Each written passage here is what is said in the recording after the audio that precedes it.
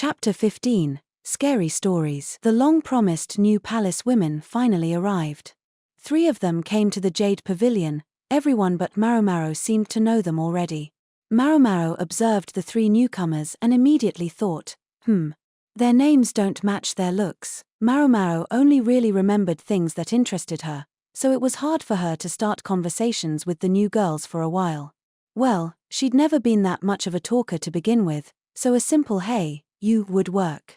There was a bigger problem to address. Maomao, it's time for you to go back to your room, Yinghua said, her hands on her hips. I was told this was my room, Maomao replied, all but clinging to the small storage shed that she'd been given in the Jade Pavilion garden. She'd stocked it full of tools and dried herbs. Why? She'd finally finished moving them all from her former quarters. That was just a joke, obviously. Why would you take it so seriously? What kind of example would this set for the new girls? Yinghua wanted to know. It's no problem. Just let me stay here. You can't. Come on, the girls are looking at us. They made quite a sight, Maomao clinging to a post in the shed and Yinghua trying to detach her from it. Chief Lady-in-Waiting hougong would never stand for 2 of her subordinates making such a display. Maomao and Yinghua both took a good smack. Maomao moved back to her old room, in the end. When she saw the scads of equipment and ingredients in the storage shed, though hougong seemed at last to accept the reality, she reported the matter to consort Gyokuyu, and the consort, ever partial to interesting things, laughed and said Maomao could do as she wished with the shed. She had to sleep in her quarters, but otherwise she could do what she liked. Maomao marveled at what a fine boss she had, but Yinghua, predictably, looked put out.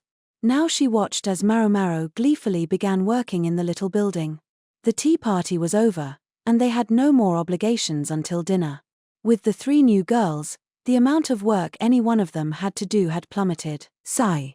This won't do. That remark Yinghua had made. Maomao didn't really think it was any of her business, but she'd said it out of concern for Maomao, probably in hopes that she would start getting along with the newcomers sooner rather than later.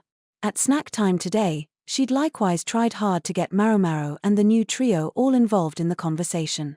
Yinghua was thoughtful that way. Maomao set down the polyporosy mushroom she was holding and looked out of the storage shed at Yinghua. After a moment she said, I'm sorry. I know I've been a bit self-absorbed. It's all the same to me, Yinghua said, her lips still pursed. Maomao watched her, not quite daring to come out from behind the wall. I mean, you can do what you want. But, Yinghua turned so the wall was between her and Maomao, and then she said, I'm going to borrow you this evening, all right? Then she grabbed Maomao's hand and grinned a rather intimidating grin. Yipes. We're the only ones who are free tonight, Maomao. It's perfect timing. She shook Maomao's hand vigorously, obviously really enthused. She got me, Maomao thought, heaving a sigh and staring at the shrewd lady-in-waiting. Maomao found herself brought to a dilapidated building in the rear palace's northern quarter. She'd worried that hougong wouldn't give them permission to go out so late at night, but she'd been surprisingly willing. A person ought to be a part of that sort of thing from time to time, she'd said. That sort of thing? Maomao wondered what was going on, but she'd followed Yinghua nonetheless as they walked by the light of a small lantern. The breeze was over-warm and uncomfortable, and she kept hearing bugs buzz around her ears, but she didn't complain. They stopped at the entrance to the building. Here, Maomao, put this on. Yinghua held out a thin cloth. Isn't it going to be hot? Don't worry, you'll cool down soon. Come on. Maomao was perplexed but did as she was told. Yinghua rapped on the door, and a palace woman appeared from inside. Welcome. 2 participants, yes? Yes, thank you. A pleasure to have you. Yinghua bowed, and Maomao followed her lead. The woman who'd met them smiled and gave them each a small flame, but asked them to put out their lantern. She was beautiful even by the dim light, but perhaps a little older than the average inhabitant of the rear palace. The inside of the building looked every bit as weathered as the outside. Not so much like it had worn over time, but as if it had declined rapidly after people had stopped using it. It had been minimally cleaned, but some of the fittings were poor and the floor creaked. This building was used in the time of the last emperor, the woman informed them. As populous as the rear palace looked now, there had actually been more women here during the reign of the previous monarch. Women gathered from all over the nation, shut away in here to bear a son for the sovereign. Now, with fewer ladies, this place went uninhabited, though at moments like this it might still be used. But what was it being used for? When they arrived at a large room at the end of the hallway, about 10 other people were already there, sitting in a circle, their faces mostly covered with pieces of cloth. Each held a flickering flame, giving the place an eerie ambience. What were they doing here? What else did one do on a summer night? Very well. Let us begin. The woman who'd greeted them sat down. It appeared she was the hostess. Does everyone have their story ready? She produced a handful of twigs to serve as lots. Tonight, she said, we shall savor 13 tales to chill the blood. The way the light danced across her grinning face made her truly unsettling. Evidently, Maomao was in for a night of scary stories. One woman sat at each of the 4 points of the compass, with 2 more in between each of them. Maomao held back a sigh as she sat there with a cloth over her head, half hiding her face. The first woman to speak seemed a little nervous, delivering her story in such a halting manner that it was hard to take it seriously. The story itself amounted to little more than one of the various rear palace rumors, hardly enough to make the blood run cold. As the second storyteller was about to get started, Maomao felt a jab from her right. It couldn't have been Yinghua, who was sitting to her left. Evening, a sweet voice whispered. Hello, Maomao said. She recognized the other woman, even with half her face covered. It was Shisui. In the low light, she hadn't noticed her until now. Shisui sleepily offered something to Maomao. She thought she caught a whiff of the seashore, then realized it was dried squid. Want some? Shisui asked. Yes. Maomao took a big bite, chewing slowly so as not to make any noise. The second woman told a perfectly unremarkable scary story, but at least it was a scary story, unlike the first woman's attempt, and she managed to spook a few of the attendees.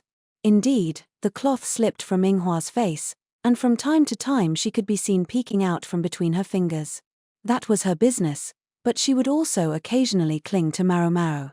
She was awfully strong for her relatively small size, and a couple of times Maomao was almost strangled. So she's a scaredy cat, but she still enjoys this, Maomao thought. It wasn't that unusual. She'd probably invited Maomao along because she was afraid to come alone. Maomao wasn't particularly fond of storytelling get-togethers like this, but they seemed to be widely accepted in the rear palace, where there were so few amusements.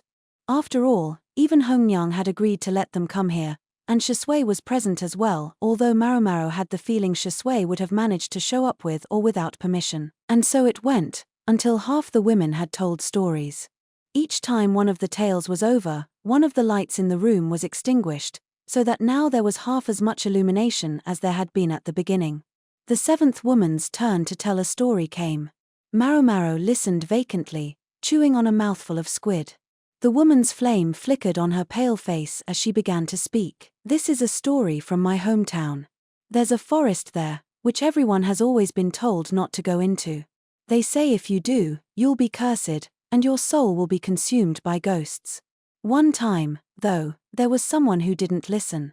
Someone who went in anyway. See, that year, the harvest had been especially bad. Not quite bad enough to starve, but there was one house where the breadwinner had just died, leaving only a child and its mother. No one had enough extra resources to help them, and the child was constantly hungry. One day, the child went into the forbidden forest, thinking maybe there was something to eat in there, and in fact they came back with all kinds of nuts and berries, which they showed their mother, smiling. There's lots to eat in there, they told her. She tried to prevent the child from saying any more, but it was too late. The village chief summoned them and reminded them not to go into the woods. After that, they had no choice but to stay away from the forest. After all, otherwise they would have been ostracized by the entire village. It didn't matter how much food there was in there, they just had to give up on it. But then something very strange happened. That night, some people saw a flickering light floating near the house of the mother and her child, and come the next morning, the woman and her child had collapsed. The villagers, fearful of the curse, wouldn't go near them, and before long they died. The child went first. Before the mother died, however, she said, "Listen. I have something wonderful to tell you." She smiled as she said it, and as she attempted to tell them whatever it was, she died. Even today no one in my village knows what she wanted to say, but everyone stays away from those woods. Well, almost everyone. Once in a while, somebody decides to go in anyway. And when they do, that night, a little dancing flame visits their house and steals their soul. I get it, Maomao thought, listening to this basically quite common story as if it all made sense to her. In her mind, it didn't exactly have a real scare in it, but everyone else was shivering as they listened. It was probably the atmosphere in the room. It was designed to cause that sort of reaction. She finally swallowed the dried squid, which had gotten nice and soft, and a new piece was promptly offered to her. "You look awfully calm," Shisui whispered to her. Like Maomao, she showed no sign of having been unsettled by the story. "I guess. Why? I'll tell you later." Revealing the secret behind the story here and now would only spoil things. But often, such stories contained a kernel of truth. Maomao listened as the tales rolled on. Yinghua continued to grip her hand tightly, grabbing onto her anytime anything remotely frightening came up. In due course, it was Shisui's turn to tell a story. Maomao rubbed her eyes. She was feeling lethargic and tired. Not only had they packed more than 10 people into a small room, everyone was wearing copious perfume, maybe self-conscious of any body odor. Maomao, with her keen nose, was getting a little tipsy on the aroma. Shisui, meanwhile, slid the cloth off her head and held her flame up near her face. She'd always looked young for how tall she was, but her balanced features took on a certain imposing authority in the dancing light. "This is a story that comes from a country far to the east," she said, lowering her girlish voice for effect. Gradually, she ceased to sound like a young woman and began to remind Maomao of a veteran storyteller. In this land there was a famous monk. One day, the lord of the neighboring province died, and the monk went to perform the funeral. This story is about his journey home. There were 2 mountain ranges the monk had to cross on his way back to his own temple. The journey was impossible to make in a single day, so the monk would be obliged to find lodging for the night. The going had been easy. The weather had been fair and the distance had passed quickly, and finally the monk had decided to stay the night at the temple of another monk he knew. Thinking that the return journey would be just as pleasant as the way over, the monk was surprised to find his feet felt oddly heavy on the way back. The sun was already sinking before he had covered 2/3 of the distance he'd expected to, and he was nowhere near the temple at which he'd planned to spend the night. This monk was observing particularly rigorous strictures, so he had no attendants and no horse. "Looks like I've made a misjudgment." He was on a wide plain full of pampas grass, and he could hear wild dogs howling in the distance. If he tried to camp out, they might attack him. So the monk picked up his pace, and soon he came upon an old peasant hovel with a thatched roof. He hurried up to the door and knocked. "Pardon me, is anyone home?" From the hovel emerged a young couple. The monk explained his situation and begged them to let him stay the night, even if he had to sleep in the corner of a storeroom. "My, but you must be tired from the road." The young wife received the monk most hospitably. She offered him eggplant and cucumber, and although she claimed they were nothing special, he found them quite delicious. The husband, for his part, watched the monk with suspicion. And who could blame him, with an unknown traveler suddenly arriving at a young couple's home? The monk had few possessions, including only the scantest amount of money to pay for lodging. Yet the couple treated him as an honored guest, preparing a place for him to sleep in the next room. Deeply grateful for the soft bed, the monk wondered if there was anything he could do to repay them. About the only thing he could think of was to chant a sutra, and so that was what he did, sitting down and intoning a holy text. Normally, he was utterly focused while reciting the scriptures, but today he was oddly, acutely aware of the sounds around him. He could hear the wind in the grass, along with a noise rather like a bell.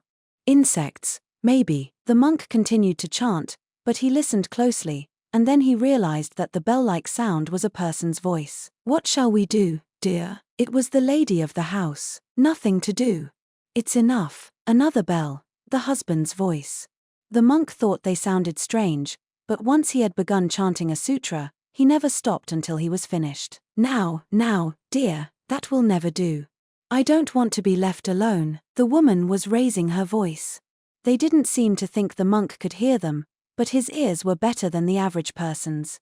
He knew it was wrong to eavesdrop and tried to make himself focus on his chanting, but he couldn't stop the voices from reaching his ears. You can think what you want. The wife again. I'm going to do it anyway. Do what, exactly? The monk felt a shiver run down his spine. Should he stop chanting and intervene in the argument, or, no, he couldn't stop chanting. He had to continue reciting the holy text. He wasn't sure why, he just felt it. Yes, why? Why was his whole body trembling? He had goosebumps everywhere, right up to the top of his head, which had been shaven bald for so long. What is this? Come, let's do it. The unsteady sliding door hushed open, revealing the woman holding a hatchet, her eyes wild. The monk let his eyes shift to look at her, but with his mouth he continued chanting. Where's that monk? Where'd he go? The woman swiped with her hatchet just in front of the monk. Whoosh. But she seemed not to notice him. Where is he? Did he run away? The woman left the room, her shadow stretching out, forming strange shapes. Inhuman shapes. And then another bizarre shadow joined her. Search, my love. We must find him. Or else. The woman was in a panic. Why was she panicking? Otherwise, there was a trying, like a bell. Then there came a munching, as of someone chewing up paper. The chewing went on and on. All throughout it, the monk never stopped chanting the Holy Sutra. The moment the sound stopped, he went outside. He didn't say his farewells to the young couple, didn't look at them, simply left the house. There, he found an insect's brownish wings lying on the ground. Trying. He heard the sound of a bug from the pampas grass, and then it faded. The monk brought his hands together in prayer over the tattered insect wing, and then, still chanting, he walked off into the night. Everyone listened raptly to Shisue's story. Maomao reflected on how important intonation and delivery were. Usually so airheaded and innocent, when she was telling her story, Shisui sounded like a completely different person. She looked it, too, with the light of the flame flickering across her face. She almost looks familiar, somehow, Maomao thought absently as she regarded Shisui in profile, but then the other girl looked at Maomao and grinned. She blew out her flame, disposing of the wick and oil in the brazier in the middle of the room. Okay, you're next, Shisui said, smiling guilelessly once more. Ah, yes, Maomao realized if she was going to come to a scary story convocation, she was eventually going to have to tell one herself. She nodded. What should I say? Maomao wasn't the type to believe in these kinds of tales, which made it hard for her to come up with anything compelling. Left without any other options, she decided to tell a story she'd heard from her old man. This happened some decades ago, she began. It was claimed that a small, floating flame, said to be a wandering human soul, appeared near a graveyard. Now that Maomao was the storyteller, Yinghua let go of her, pulling her cloth around herself until only her eyes were peeking out. Thinking it most peculiar, some brave young people decided to go find out the truth of the matter. And when they did, Maomao could see Yinghua biting her lip. If she was so scared, she should just cover her ears, Maomao thought. They discovered that the explanation was perfectly mundane. A man who lived in the area had been walking among the graves. Someone had just said the light was a restless soul. Unfortunately, the story she was telling wasn't quite the eerie tale everyone had been expecting. Yinghua let out a breath that seemed at once relieved and disappointed. He was just an ordinary grave robber. Yinghua's forehead struck Maomao's shoulder with a whack. Then she looked straight at Maomao and said, Grave robber? Yes. He was obsessed with some bizarre curse, and was trying to make a concoction that was supposed to work on all kinds of illnesses. You grind up human livers, then smear them all over your body. Whack. This time Yinghua connected with Maomao's forehead. That's the story, Maomao said, rubbing her head. Yinghua was next, but her story was something less than coherent. Nonetheless, she got through it, and then there was only one light left. Holding it was the woman who had greeted them. Come to think of it, with a woman seated at each point of the compass, and two more in between each of them, that came to 12 attendees. But this woman had said 13 stories. Maomao wondered what was going on here. The last woman told a tale of the time of the former emperor. She spoke of a moment when the population of palace women had grown too large, when only a handful of them were His Majesty's bedfellows. Maomao just couldn't seem to follow what she was saying. Her head was spinning. She gazed vacantly at the brazier before them. The speaker came to some terrifying conclusion, sending a shiver through everyone else, but Maomao didn't really hear what she was saying. Now, as for the 13th story, their hostess was just about to throw the final light into the brazier when Maomao stood up and opened the window. Hey, Maomao! Yinghua tried to stop her, but Maomao wasn't about to let her. The wind rushed into the room, blowing everyone's coverings aside. Maomao took a deep breath of the fresh air and let it out again. No wonder I was starting to feel dizzy, she thought. The extinguished lights had all been put in the brazier. The brazier had charcoal in it, and the remaining wicks had caught again. Put a bunch of half-consumed charcoal fuel in a cramped room and close the window, and of course only one thing could happen. Maomao went over to some of the more alarmingly slumped ladies seated around the brazier and brought them over to where the airflow was best.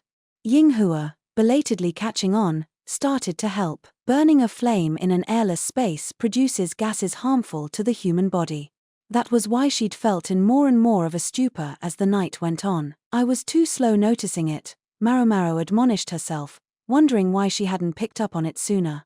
At the same time, she realized her actions had been rather rude to the host. She turned to the other palace woman to apologize, but didn't see her. Bah, and I was so close too, she thought she heard someone say, but there was nobody there. So what was with that one story? Shisui asked. The meeting had broken up with everyone drifting away. Yinghua was giving Maomao a look as if to ask who's this girl.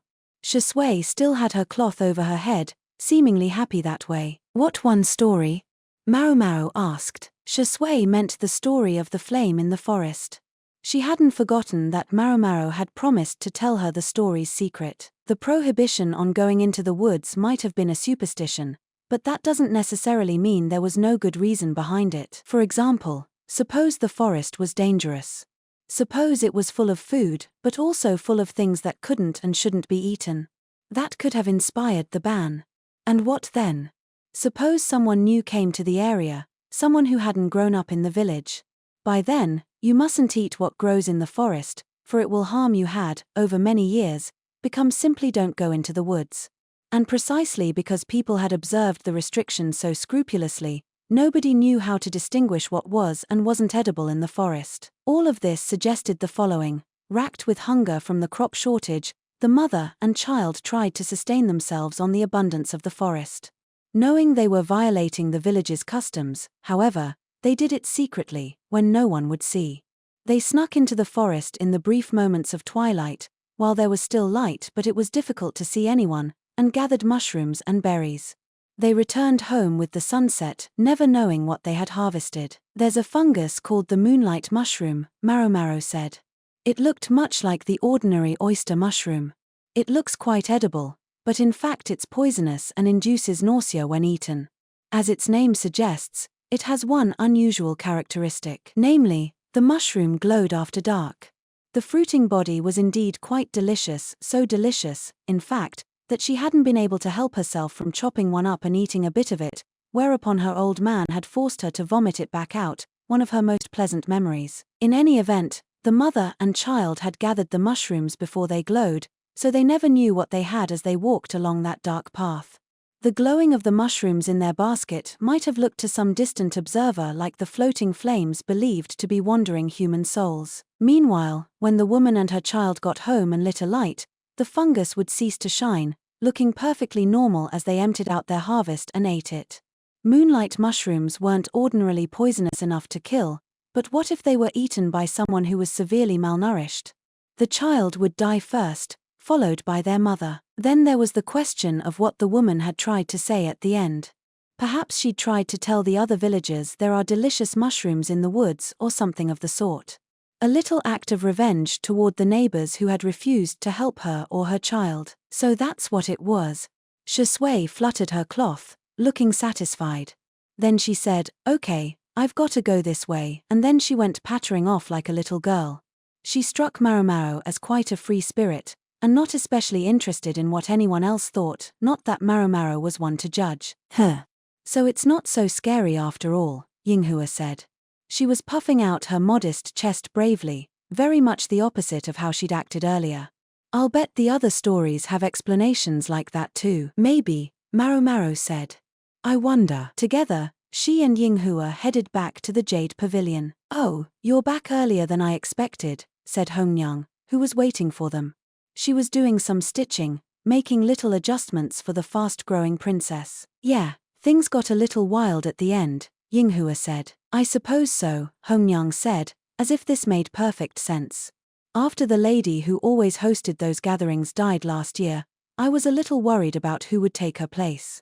Hongyang set down her needle, sighed softly, and rubbed her shoulders. She was a thoughtful woman. I owed a lot to her kindness, myself. I'm sorry it was all over for her before she even got out of the rear palace. Maomao studied Yinghua's expression. Her earlier bravado was deserting her, her face turning pale. About this lady. This is strictly between us, but she was one of the former emperor's bedmates. I don't much like get-togethers like that, but it was one of her few amusements, and it would have been churlish to stop her. After she passed last year, I have to admit I felt sorry to think of the tradition simply disappearing. I'm glad someone stepped up to keep it going. Hongyang put her sewing tools away in a lacquered wooden box, and with another sigh she went to her bedroom. Maomao couldn't help thinking that Hongyang's story sounded familiar somehow, and then she realized that it resembled the tale the hostess had told. She couldn't remember the exact details, but judging by Yinghua's bloodless expression, she was thinking the same thing. Maomao crossed her arms and puzzled over it. The world was full of things she didn't understand. In any event, she was glad the convocation had concluded before they had become the 13th story. Yinghua, terrified, insisted Maomao stay with her that night, leaving Maomao too stifled to get much sleep.